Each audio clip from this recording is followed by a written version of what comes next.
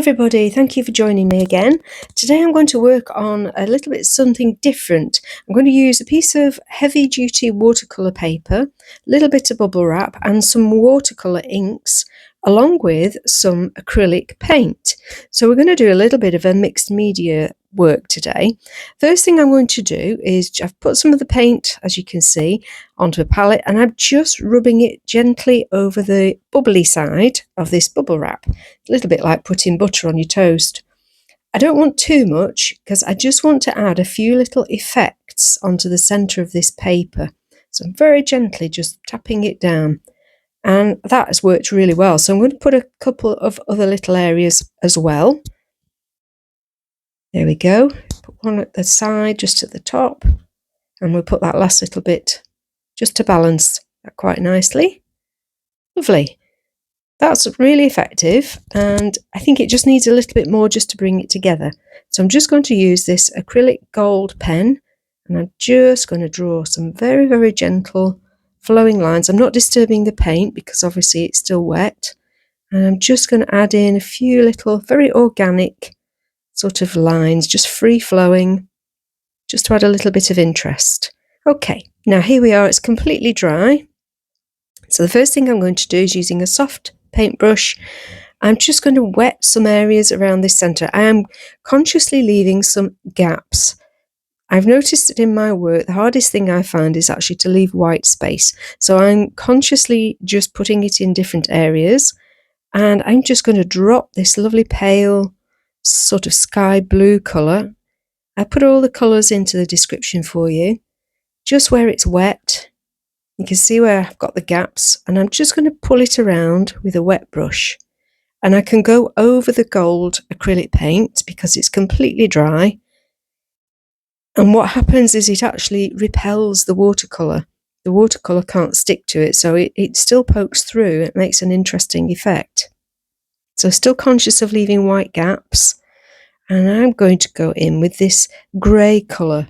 There are a couple of different greys in the Ecoline watercolour inks. There's a warm grey and a cool grey. I think I put the cool grey into this one. So just tilting it around a little and mix it in with that blue. It sort of softens it down. I had fully intended in this one to work with very muted colours, and as you can see, it's getting less and less muted. Now I'm adding in this yellow, which of course is going to run into the turquoise and make some green shades, and I'm just dropping it around. These droppers are very useful for almost drawing with. And we'll just spritz it with the pen spritzer, just clean water, clean tap water, and just let that do its thing. And now I'm going to add some of the grey into that as well, just to give it a little bit of depth and a little bit of base. Yeah, we'll drop it into a few areas.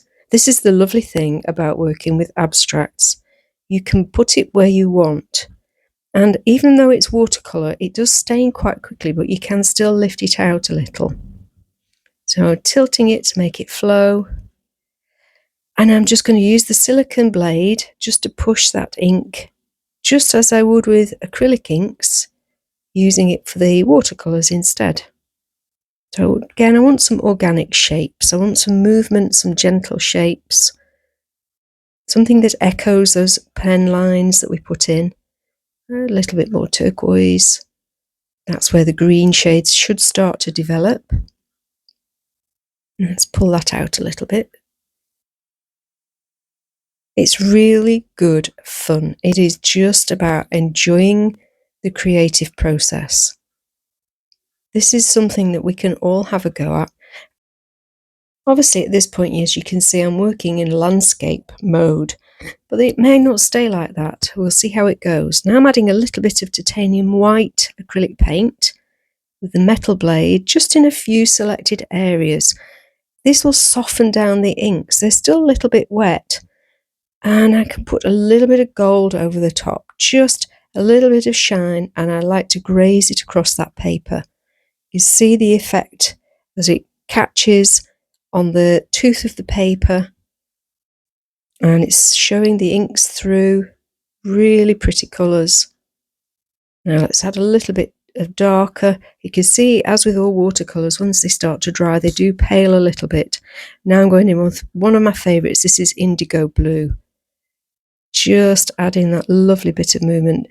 The inks that have been put down earlier are at the sort of damp stage. They're not completely wet, but they haven't completely dried either.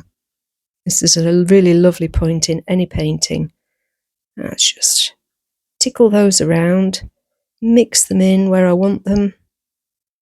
I managed to keep those lovely white areas, so I'm quite pleased with myself for that. Let's pull some of that ink out and make some interesting shapes. Really, it's just your imagination. It's playing with colour, it's playing with shape. Enjoy it. Oh, I love how that runs down that wet ink. Beautiful. Let's add a little bit more just up at the top, a few little twirls. And again, a little bit more yellow. And this is looking really good. However, I want to add a few more effects here, and I want to use the acrylic paint. You see, I've fastened this down so that there's no movement, there's no cockling with this paper. And I found in my stash this plastic sort of base for using for cross stitches. I've never used it for cross stitch, but I am going to use it to stencil some titanium white acrylic paint through. I want to make some little areas of interest, and I'm choosing some of the darker areas so that it obviously shows up the most. And it's just using an old stencil brush. You could use any old stiff paint brushes just to push the paint through. And that's lovely. I really like the effect that that's making.